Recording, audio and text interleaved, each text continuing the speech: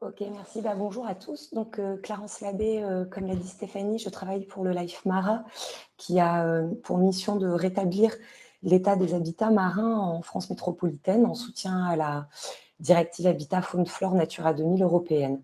Donc, c'est dans ce cadre que, on s'est intéressé, aux questions de sensibilisation, hein. C'est-à-dire qu'effectivement pour, protéger la nature, faire évoluer les pratiques et cetera. Souvent, c'est quelque chose qui revient, mais à la toute fin des travaux. Bien sûr, il faut commencer par faire de l'acquisition scientifique.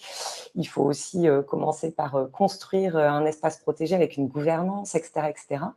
Et puis finalement, on se rend compte que pour mobiliser les parties prenantes, pour réussir à faire évoluer les pratiques, pour faire connaître et respecter la réglementation, eh ben, il y a besoin en fait, ou pour transmettre les connaissances aussi, hein, des acquisitions scientifiques, il y a besoin à un moment donné de se retourner vers les acteurs du territoire, que ce soit, des usagers ou que ce soit des habitants, hein, et voilà, pour toutes ces raisons, hein. Et donc c'est ce qu'on regroupe souvent dans ce qu'on appelle, les actions de sensibilisation, auxquelles on s'intéresse, finalement tout à la fin, alors que pourtant c'est des choses, assez centrales pour réussir à faire vivre, la protection des territoires et faire évoluer les pratiques vers, des pratiques respectueuses qui puissent, bien respecter les enjeux naturels. Donc, du coup, dans ce contexte-là, on s'est posé la question de quelle technique, pour quel résultat. C'est-à-dire qu'effectivement, comme ça arrive à la fin, c'est des choses auxquelles on a du mal à accorder du temps, et on a souhaité, là, cette fois-ci, accorder vraiment du temps et des compétences pour créer un guide sur toutes ces questions-là. Donc, sur la slide suivante, vous allez pouvoir voir que voilà, ce guide, est actuellement entre les mains de l'Union nationale des CPIE et plus largement de 8 CPIE littoraux. Donc les CPIE, ce sont des centres permanents d'initiative pour l'environnement, des associations qui œuvrent pour la protection de l'environnement sur, différents territoires. Donc là, les 8 CPIE, regroupés au sein de l'Union nationale sont, des CPIE, bien sûr, littoraux qui s'intéressent, à des questions, littorales ou marines. On s'est fait rejoindre au cours, de ce programme qui a commencé en 2019 par, l'INSIC, qui est l'Institut méditerranéen des sciences de l'information et de la communication, qui est donc, un laboratoire, de recherche, dédié à la communication, comme son nom l'indique, de manière à pouvoir compléter donc, ces expériences de terrain des CPIE, puisqu'eux, ils sont sur le terrain avec une expérience, de sensibilisation sur les territoires, par des notions plus théoriques et renforcées par un regard scientifique, en fait, tout le travail qui a été mené depuis 2019. Donc, ce travail a été mené, en 3 phases.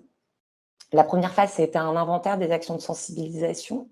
La deuxième, ça a été une phase de travail sur, les indicateurs d'efficacité. Donc, voilà, dans un premier temps, il fallait regarder un petit peu ce qui se faisait pour ensuite voir, comment on pouvait évaluer ce qui est efficace ou pas. Est-ce que ça se fait déjà? Comment on pouvait compléter les travaux qui sont déjà faits? Et enfin, actuellement est en train de se finaliser un guide méthodologique pour, l'objectif, c'est d'accompagner les gestionnaires d'aires marines protégées ou les personnes qui sont sur les territoires, ça peut être aussi à nouveau des associations environnementales, à construire leurs actions de sensibilisation de la manière la plus efficace possible relativement aux enjeux de conservation. Alors, je vais vous détailler, un petit peu ces 3 axes. Donc, le premier axe, sur, la slide suivante, on va voir que, ce sont donc les CPIE qui ont travaillé à construire un gros tableau, d'inventaire avec bien sûr quelques métadonnées. Il est consultable, sur demande, il ne faut pas hésiter à me contacter. Donc, cet inventaire, il n'a pas été fait de manière forcément exhaustive. On a essayé de cibler sur, ce qui nous intéressait le plus, là, sur, nos questions. Donc c'était, le milieu marin parce que finalement sur le littoral, il y a déjà pas mal de choses, mais le milieu marin, il y en a moins. Donc on a profité de cet inventaire pour essayer de cibler sur les actions relatives au milieu marin et puis aussi sur les actions, qui, étaient suffisamment abouties pour commencer à se poser la question des indicateurs d'évaluation. Donc, la première conclusion de cet inventaire, c'est, d'abord que, le, il y a une très, très grande diversité en fait, d'actions. Donc, une très grande diversité d'actions, c'est-à-dire que dans le tableau, vous verrez qu'il y a plus de 50 actions qui ont été, inventoriées. Par contre, sur l'évaluation, bah, là, il y en a un petit peu moins. Il y en a, moins de 20 qui, ont été considérées comme faites avec, des évaluations à la suite. Sur, ces 50 actions qui ont été inventoriées, on a pu voir qu'il y avait, de nombreux enjeux, en fait, qui étaient traités, que ce soit des enjeux sur le milieu marin, différents enjeux sur le littoral ou sur des changements de pratiques et cetera. Donc, là, il y a vraiment une très, très grande, diversité et aussi une très, très grande diversité, en fait, d'approches pédagogiques. Donc du coup, voilà, le plus grand intérêt, finalement, de cet inventaire, c'est de se rendre compte que les territoires avaient, chacun des idées très novatrices et très intéressantes et donc voilà, de rendre compte de cette diversité des actions qui étaient menées sur les différents territoires. En parallèle de cet inventaire mené par les CPIE, les gestionnaires d'aires marines protégées, on les a aussi mobilisés puisque la finalité, c'est de produire des actions c'est un guide qui puisse leur être utile. Donc on les a mobilisés en parallèle pour travailler avec eux durant différents ateliers en se posant déjà un petit peu des questions de méthode. Donc, notamment de voir avec eux, quels étaient, les soutiens dont ils avaient besoin, en fait, pour ceux qui étaient en train de construire leurs premières actions de sensibilisation, de voir, quel soutien ils pouvaient avoir besoin et comment on pouvait déjà commencer à construire ensemble des questions de méthode. Et puis aussi de se poser des questions, méthodologiques, vraiment, de base, de savoir est-ce que c'est la même méthode pour, des objectifs différents? C'est-à-dire est-ce que je veux faire, transmettre des bonnes pratiques sur mon territoire ou est-ce que j'ai déjà une réglementation en place et mes actions, elles vont juste, être amenées à faire appliquer la réglementation?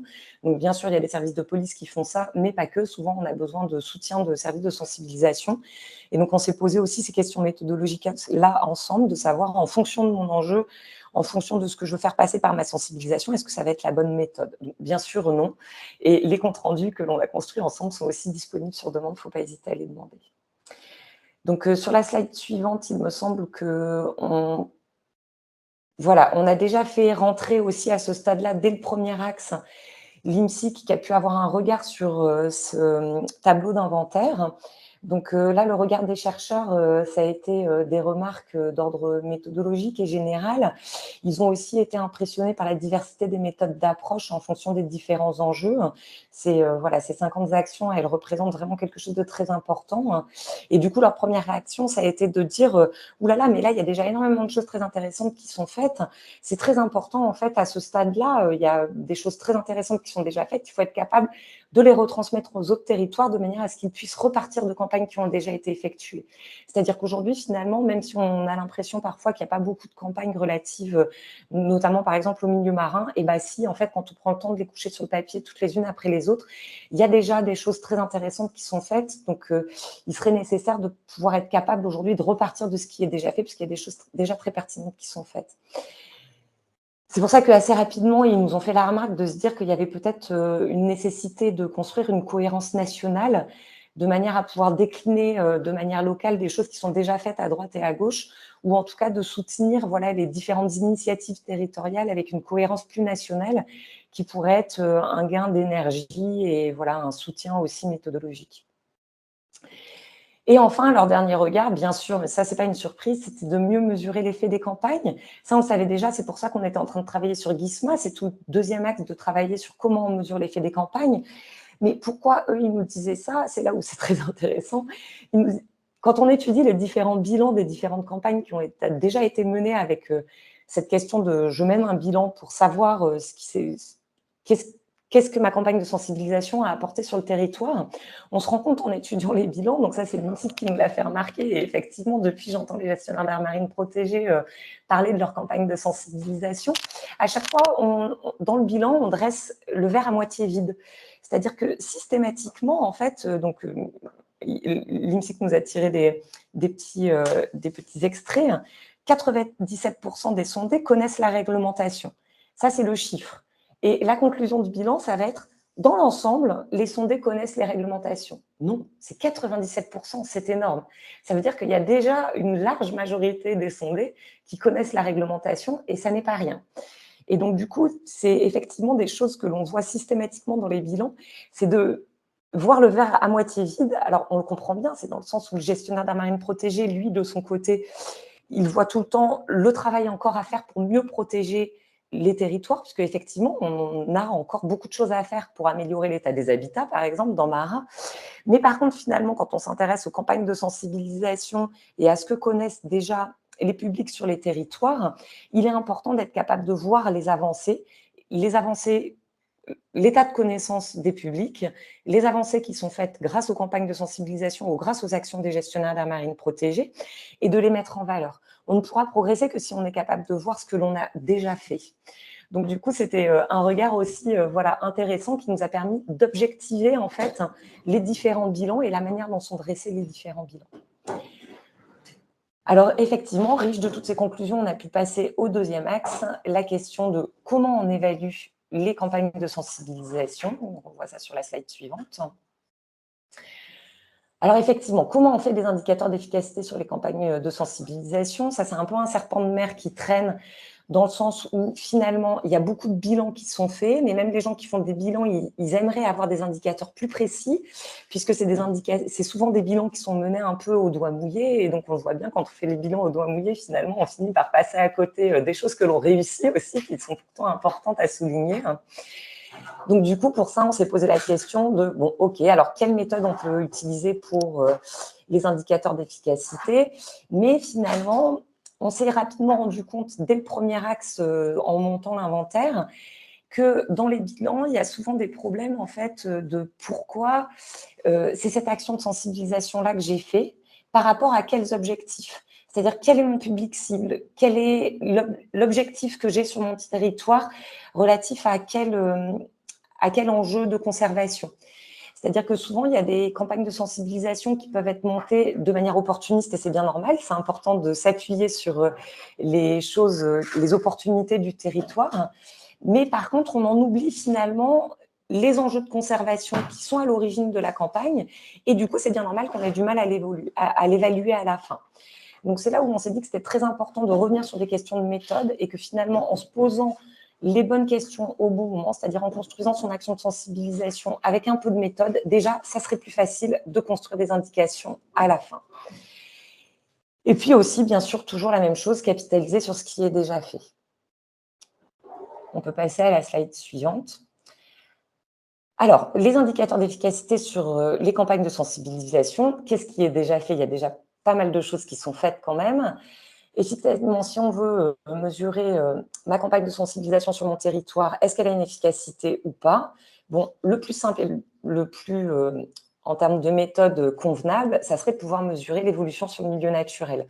Donc, par exemple, le Live Pêche à pied de loisirs, ils l'ont très bien fait. Ils avaient un enjeu de conservation relatif, par exemple, au champ de blocs sur l'estran, avec directement une bonne pratique à faire adopter par les pêcheurs à pied de loisirs, c'était qu'ils remettent les blocs en place, une fois qu'ils avaient pêché en dessous, de les remettre dans le bon sens, de manière à respecter toute la flore qui pousse sur tout l'écosystème qui est sur le bloc, parce que si on le retourne, l'écosystème mettra des années à s'en remettre. Donc là, ils ont réussi à sortir un indicateur très simple, très efficace. C'est que je regarde avant de venir faire ma campagne de sensibilisation, je me planque derrière la dune et je regarde les pêcheurs à pied qui ne retournent pas ces blocs, je compte, j'extrapole. Ensuite, je vais faire ma campagne de sensibilisation, puis je me replanque derrière la dune et je regarde qui a retourné son bloc ou pas à nouveau. Est-ce qu'il y a eu une évolution après la campagne de sensibilisation? Donc, en extrapolant derrière, on se rend compte qu'on a des choses qui sont assez fiables, très efficaces, et ça permet effectivement de mesurer combien ma campagne de sensibilisation a permis de changer les comportements, et en même temps, derrière, je peux avoir un suivi scientifique de ces champs de blocs qui permet de voir si les, le milieu naturel champ de bloc, je le suis, je vois s'il se porte mieux ou moins bien. Et donc, effectivement, on peut espérer mesurer des évolutions sur le milieu naturel. C'est des choses qui sont très rares, parce que mesurer des effets sur les milieux naturels, voilà, les milieux naturels sont soumis à de nombreux facteurs de pression qui peuvent être de diverses choses. C'est d'abord le milieu naturel en lui-même, les tempêtes, les sur les oiseaux, par exemple, aussi le nombre de facteurs de pression sont très importants. Ça peut être des choses qui se passent à l'autre bout de la Terre, qu'on ne connaît même pas, que l'on connaîtra des années plus tard. Donc, c'est des choses vraiment très, très complexes et à lier directement aux actions de sensibilisation, à part l'exemple que je vous ai cité, c'est assez rare. Bon, c'est pas pour autant qu'il faut l'oublier. Finalement, le plus simple, donc on le voit sur la slide suivante, c'est ce que je vous citais, c'est à la limite Donc, on peut passer à la slide suivante. À la limite, voilà, c'est de se rabattre sur le changement de comportement. Donc, c'était dans l'exemple des champs de blocs, de compter le nombre de personnes qui a retourné les blocs ou pas. Donc, quand on peut le faire, c'est quand même le plus efficace, mais on ne peut pas tout le temps le faire. Quoique, finalement, si on veut mesurer, par exemple, dans Réseau là, ils ont mis en évidence des indicateurs. Par exemple, si on veut mesurer le nombre de personnes qui utilisent leur caisse à eau noire pour éviter de polluer les eaux marines avec leurs eaux noires, eh bien, on peut aussi proposer au port de mettre des petits compteurs, en fait, sur les pompes qui permettent de mesurer le nombre de litres d'eau noire qui ont été pompés chaque année. Donc, ça peut aussi être une action valorisante pour le port, de savoir quel effort il a fait, lui, en termes de collecte d'eau noire, et de permettre aussi pour le territoire de voir le nombre de personnes qui, effectivement, vont utiliser ces pompes. Donc, c'est des choses, quand on se pose des questions méthodologiques, qui peuvent être possibles à mettre en place, mais qui ne sont pas toujours évidentes, et ça dépend de l'action de sensibilisation. Parfois, on a même du mal à pouvoir mesurer des changements de comportement quand il s'agit d'aller voir, par exemple, le nombre de personnes qui mouillent dans l'herbier ou pas. C'est des choses qui sont très chronophages et très coûteuses que certains territoires arrivent à mettre en place, mais pas tous. Donc, sur la slide suivante, on va voir qu'il va falloir s'intéresser à d'autres choses. Alors, finalement, ce qu'on fait aussi parfois, c'est de mesurer la perception, puisque souvent, les actions de sensibilisation vont avoir pour finalité de changer la perception des usagers, c'est-à-dire qu'on souhaite les faire prendre conscience de la sensibilité des milieux naturels dans lesquels ils évoluent. Et derrière, c'est des bonnes bases pour lesquelles on se dit qu'ils vont pouvoir adapter leurs pratiques ou au moins comprendre les réglementations et du coup mieux les appliquer. Donc, ce que l'on peut faire pour les changements de perception, ce sont des enquêtes de perception. C'est des choses assez techniques sur lesquelles on mobilise des chercheurs et ça donne des choses vraiment très intéressantes, mais du coup, c'est des choses qui sont très coûteuses. Et c'est là où on a voulu aider en fait les gestionnaires à pouvoir eux-mêmes s'interroger sur quelle est la perception de mon public. On le voit sur la slide suivante. C'est-à-dire que effectivement, merci, c'est ça. Donc, effectivement, la première chose à se poser avant de lancer sa campagne, c'est de se dire à qui elle s'adresse. Donc, en termes méthodologiques, on va le voir après, c'est exactement les choses que le guide vont pouvoir aider à faire. Donc, quel est mon public cible? Mon public cible, est-ce que ce sont les plagistes? Est-ce que ce sont des gens qui font du char à voile? Est-ce que ce sont des gens qui font du jet ski? Et quelle est leur perception du milieu naturel? C'est très important parce que ça va permettre de définir derrière quel type de campagne est adapté à ce type de public, quel est le vocabulaire que je vais pouvoir utiliser, etc., etc. Et simplement en se posant ces questions-là en amont, finalement, les gens qui sont sur les territoires connaissent quand même un petit peu déjà leur public. Ils l'ont déjà vu lors des copiles, leurs représentants, ils sont sur leur territoire, donc c'est des gens qu'ils rencontrent, etc. Et donc, du coup, l'INSIC a créé un indicateur qui permet, donc sur la slide suivante, ah oui, pardon, en plus, ouais, sur la slide suivante, je suis en train de passer trop vite à la troisième partie. Donc, du coup, sur ces indicateurs d'efficacité, quelles sont les perspectives? Si c'est ça, c'est donc l'INSIC, en fait, qui a construit un petit questionnaire qui permet aux gestionnaires d'aires marines protégées ou au CPIE, peu importe, à la personne qui est sur le territoire, d'essayer de mieux qualifier le niveau de perception environnementale de son public cible avant même de se poser la question quelle action de sensibilisation va être utile pour lui. Alors, c'est un petit quiz, c'est très sympa à faire, ça prend vraiment pas beaucoup de temps et ça permet voilà, de mesurer un niveau de sensibilité environnementale en définissant 4 niveaux, c'est-à-dire que donc la personne qui est sur son territoire, le gestionnaire marine protégé ou le CPIE, va se poser la question, alors, mon public a-t-il conscience des enjeux environnementaux de protection que je communique? Et là, il va y avoir un certain nombre de réponses avec un certain nombre de points. Et à la fin des 10 questions, le nombre de points qu'a acquis le public cible en question, puisque je pensais par exemple à mes jet skieurs. Alors, mes jet skieurs, est-ce qu'ils ont déjà connaissance un petit peu du message que je compte faire passer? Ou est-ce qu'ils n'en ont jamais entendu parler? Donc, si jamais ils ont un niveau de connaissance faible ou inexistant, ils ne vont marquer qu'un point. Si par contre, ils en ont déjà entendu parler et ils sont déjà capables de m'expliquer de quoi il s'agit, eh bien, ils vont marquer 3 points. Donc, c'est des choses, il ne va pas forcément y avoir besoin d'aller voir le public cible pour ça, parce que c'est des choses que l'on connaît déjà souvent. Et à la fin, ça va permettre donc d'avoir 4 niveaux, de définir le public selon 4 niveaux, soit des indifférents, soit des minimalistes, soit des engagés, soit, donc là, c'est le niveau le plus haut, des prescripteurs, c'est-à-dire des gens sur lesquels je vais pouvoir m'appuyer, en fait, finalement, pour mes actions. Sur la slide suivante, on détaille un petit peu plus tout ça. Donc, effectivement, de pouvoir catégorifier comme ça mon public cible pour l'action de sensibilisation, ça va me permettre de définir des objectifs réalistes, c'est-à-dire si mon public, il était au niveau 1, eh bien, je ne vais pas pouvoir, en une action de sensibilisation, le faire passer au niveau 4, les prescripteurs. C'est-à-dire que si c'est des gens qui n'ont aucune conscience du milieu naturel, il ne faut même pas se donner comme objectif d'arriver au niveau 4 directement, c'est pas possible. Donc déjà, ça va aider en fait à se fixer des objectifs réalistes par rapport au public cible que l'on a. Ça va permettre aussi de choisir une méthode appropriée. On ne va pas choisir la même méthode en fonction du niveau de conscience environnementale de son public. Ça va permettre, comme je le disais déjà tout à l'heure aussi, de choisir un vocabulaire adapté. Si c'est des gens qui n'ont jamais entendu parler de tous les enjeux environnementaux, il ne va pas falloir leur parler du milieu naturel de la même manière que ce sont des gens qui sont déjà investis en fait dans la protection du milieu naturel. Et puis enfin, alors ça on n'a pas pu le mesurer, mais on va le tester à l'avenir avec vous, de peut-être mesurer des changements de perception, valoriser le travail accompli aussi, c'est-à-dire de mieux mesurer l'impact des campagnes de sensibilisation. Mais là, on va lancer des tests en grandeur nature avec les volontaires, puisqu'on n'a pas eu l'occasion de le tester pendant le projet. Sur la slide suivante,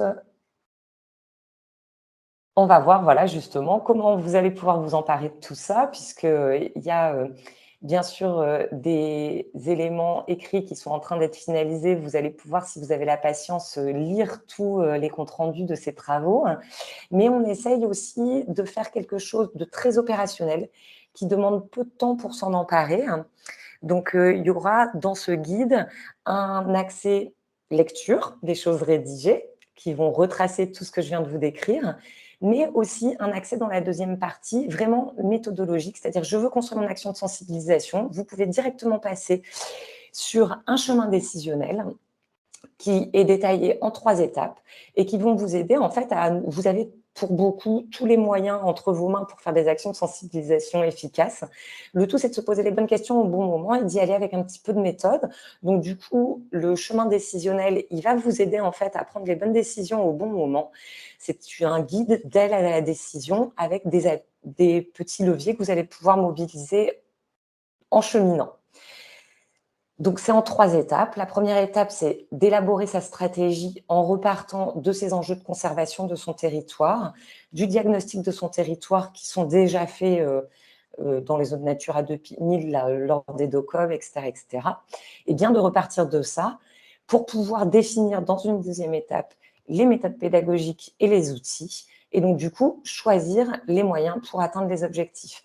C'est par exemple dans cette deuxième étape où vous allez avoir le petit quiz que je vous ai présenté tout à l'heure.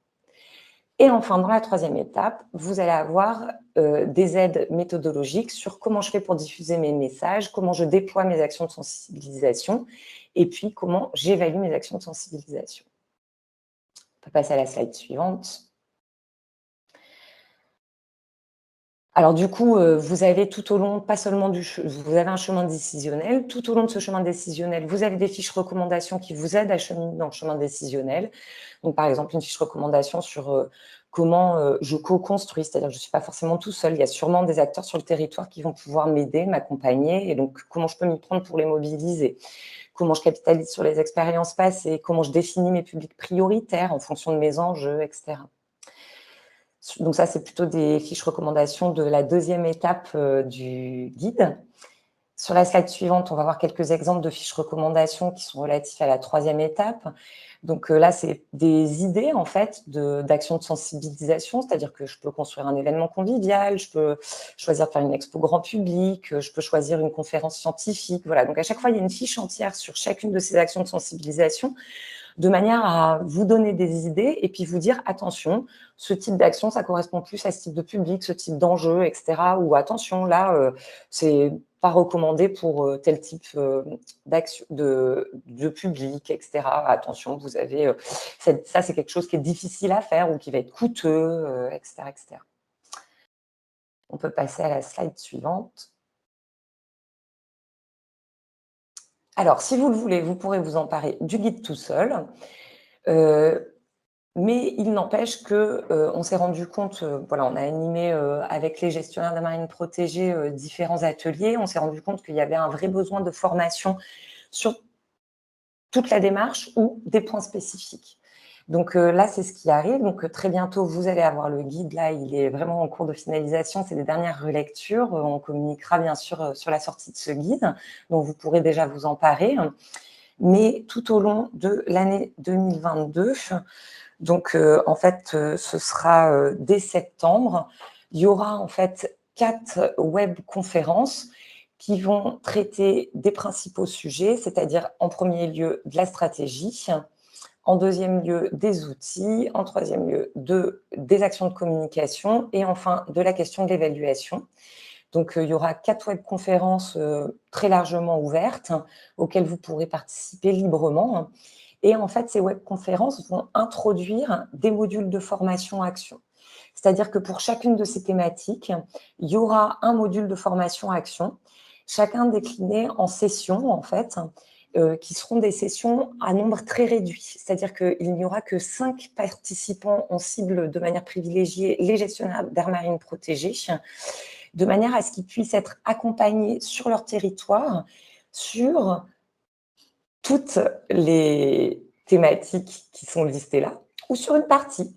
C'est-à-dire que si, par exemple, il y a, un gestionnaire d'aire marine protégée qui, a déjà une stratégie, qu'il trouve, efficace ou en tout cas le guide va l'aider peut-être à redresser deux trois détails, mais, sa stratégie est bonne.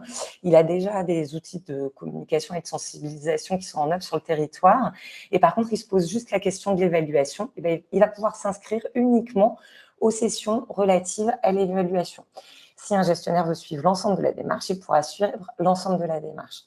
Donc en fait, l'objectif des webconférences, c'est non seulement d'accompagner le guide en présentant de manière un peu plus vivante des choses du guide, mais aussi de vous aider à choisir les sessions de formation qui vont pouvoir vous correspondre. Donc sur la slide suivante, je présente un peu plus voilà, le module 1 donc, qui sera introduit par un webinaire et qui donnera accès à des sessions de formation sur cette thématique-là, en petits groupes. Ce sera sur la stratégie de conception d'action de sensibilisation, donc c'est-à-dire quels sont les objectifs que je me fiche sur mon territoire en fonction de mon euh, de mon document de gestion de mon site, c'est-à-dire que j'ai déjà identifié des enjeux prioritaires sur mon site. Bon, bah, comment je vais réussir à le décliner en quel est mon public cible? Parce qu'il y a un moment donné, pour choisir son action de sensibilisation, il faut définir quel est le public cible et c'est une étape clé sur laquelle il ne faut pas se louper. Donc, ça fera l'objet d'un webinaire et derrière de sessions de formation pour ceux à qui le webinaire aura donné envie d'aller un petit peu plus loin. Le webinaire peut se suivre, la webconférence, pardon, je dis webinaire, c'est faux, ce sera des webconférences. Certains, la webconférence leur suffira. Vous pourrez le choisir. Sur la slide suivante, on voit le deuxième module de formation qui sera donc introduit par une webconférence. C'est pareil, où il y aura les sessions de formation qui correspondront. On s'attachera à creuser un petit peu plus la mise en œuvre d'actions de sensibilisation, c'est-à-dire quelle action de sensibilisation je choisis en fonction des enjeux que j'ai précédemment définis. C'est-à-dire, est-ce que je fais un apéro ponton? Est-ce que je vais déployer des nudges sur mon territoire? Est-ce que je vais plutôt lancer des actions de maraudage? Est-ce que je vais faire des conférences de médiation scientifique? Voilà. On s'attardera vraiment aux choses pratico-pratiques en fonction de la stratégie qui a été définie. Qu'est-ce que je mets en œuvre sur mon territoire? Sur la slide suivante, on a le troisième module où là, on prendra vraiment la question à part entière des outils de communication. C'est-à-dire qu'une fois que j'ai décidé de faire des actions de maraudage ou que j'ai décidé de faire un stand posté, etc., je vais peut-être avoir des besoins en fait de faire un panneau ou de faire une plaquette ou voilà. Et donc du coup, on prendra une webconférence et aussi des sessions de formation vraiment dédiées à ces questions-là de communication qui arrivent forcément à un moment donné dans les actions de sensibilisation. Et enfin, le quatrième module de formation qui sera donc aussi, donc c'est sur la slide suivante, introduit par une webconférence et qui introduira des sessions de formation en groupe plus restreint, sera dédié, lui, à l'accompagnement pour l'évaluation des actions. Donc, quel indicateur je mets à mon action de sensibilisation? Comment je construis un questionnaire qui va un peu, voilà, un questionnaire cohérent pour les participants, etc., etc. On peut passer à la slide suivante. Donc voilà, je terminerai sur les prochaines dates. Donc le guide, c'est vraiment, j'espère dans 1 mois ou 2, la version finale qui sera, publiée. Et donc, je vous donne rendez-vous pour la première webconférence qui sera en octobre 2022, avec un rythme assez soutenu pour les suivantes, puisque l'objectif, c'est de vous donner sur les webconférences un aperçu global du programme de formation, de manière à ce que vous puissiez savoir à quelle session de formation vous souhaitez vous inscrire, puisque donc les sessions de formation, elles seront étalées dans toute la fin de l'année 2022 à suivre. Donc du coup, l'objectif, c'est de réussir à accompagner les territoires qui en ont besoin, de manière à ce qu'ils soient prêts pour leurs actions de l'été 2023.